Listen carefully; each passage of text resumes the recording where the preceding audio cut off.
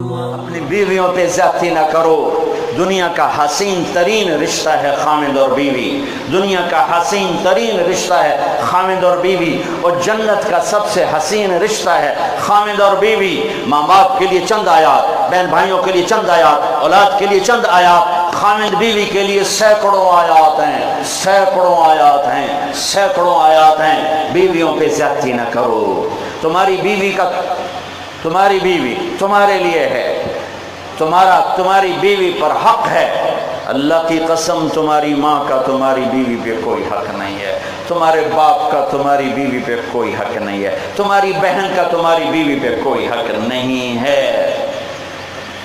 کسی ساس کا بہو ساس دا نو تے شریعت کوئی حق نہیں بنایا، سورے دا نو تے شریعت کوئی حق نہیں بنایا، ننان دا بھرجائی تے شریعت کوئی حق نہیں بنایا، دیر دا بھرجائی تے شریعت کوئی حق نہیں بنایا۔ اے اساں آ کے لچ تلے آئے، اے اساں لچ تلے آئے۔ میرے رب کی شریعت، میرے رب کی شریعت، میرے رب کی شریعت ظلم سے پاک ہے۔ کسی کی بیٹی کو میں لے کر آیا ہوں تو اللہ نے اسے میرے لیے بھیجا ہے، میرے بچوں کی ماں بنے، میرے بچوں کی تربیت کرے۔ کدی سس، کدی سورا، کدی ننان، کدی دیر، سارے آندے سن اس بچے کی پالوں صاحب مر جانا ہے۔ وہ چولہے کے لیے نہیں آتی ہے، وہ نسل پالنے کے لیے آتی ہے۔ ہاں میں یہ نہیں کہتا میں کوئی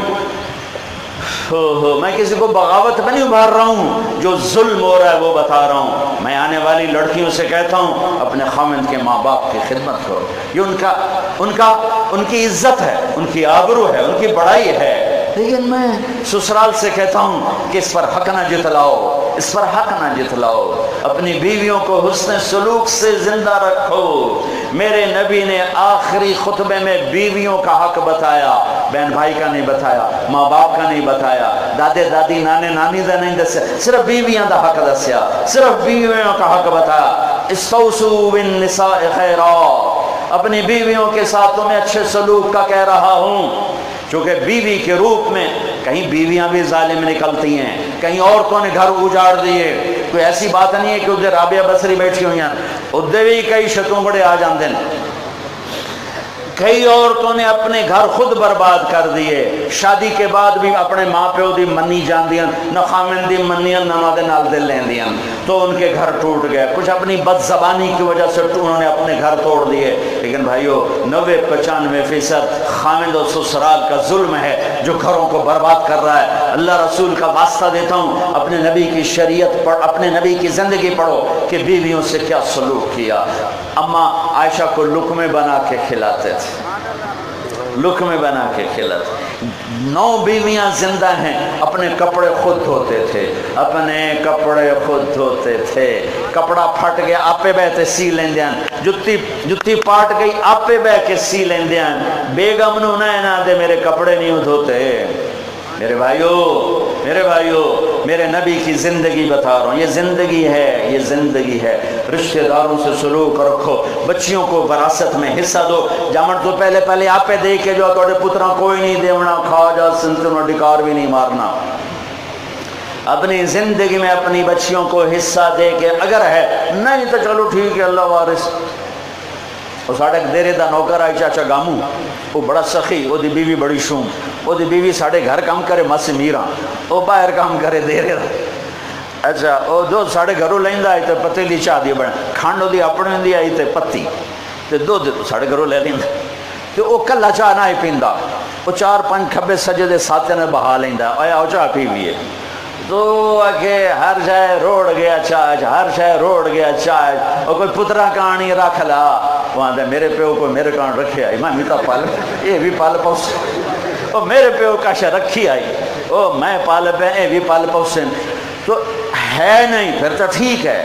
اور اگر والدین کے پاس کوئی جائیداد ہے، اپنی بیٹیوں کو دے کے مرو، ورنہ کھا جائیں گے بھائی۔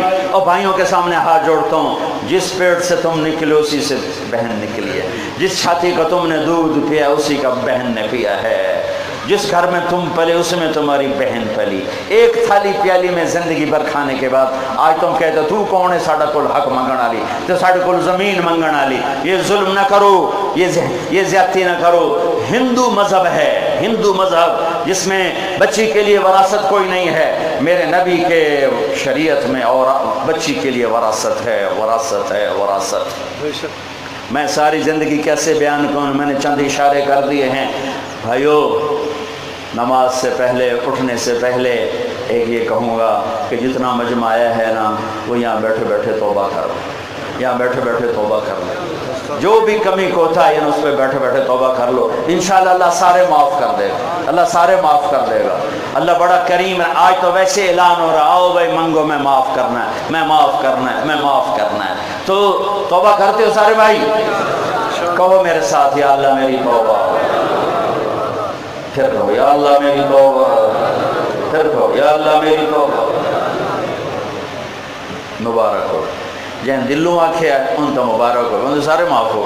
ڈرو نہیں، ڈرو نہیں، لجے اتھے توبہ کیتے اتھے موڑا سی کپلا کرنا ہے۔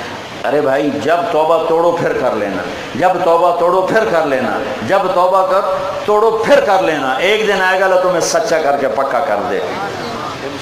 وہ جی توبہ کے کریے سارا دن کوڑ مرنے ہیں، تم توبہ کرتے رہو، کرتے رہو، کرتے رہو۔ ایک دن دیکھو گے اللہ کی رحمت ایسی جوش میں آئے گی تو تمہیں تمہاری توبہ کو پکا کر دے۔ وہ بندہ ہی نہیں جڑا گناہ نہ کر دو، وہ تو فرشتہ ہے۔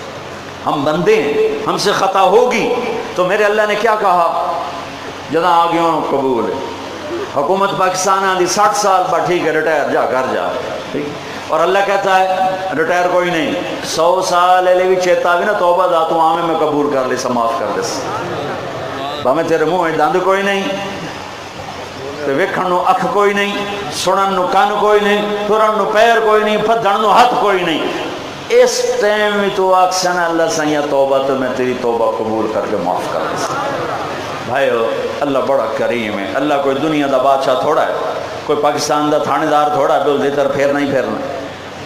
اللہ اللہ ہے، اللہ اللہ ہے، اللہ اللہ ہے۔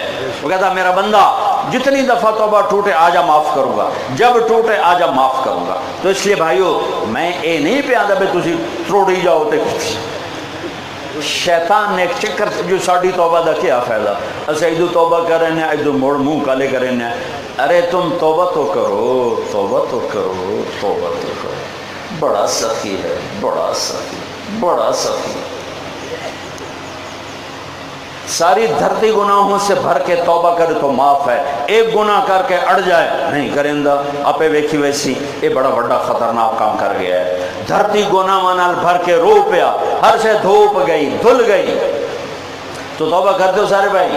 بھائیو آپ پتہ نہیں کہاں کہاں سے آئے ہو، اللہ آپ کا نہ قبول کرے، آپ کو جزائے خیر عطا فرمائے۔ جب آپ یہاں سے واپس جاؤ تو جس سے لڑے ہوئے ہو اس سے صلح کر لینا، جاتے ہی اس کو معاف کر کے اس کے گلے لگ جانا۔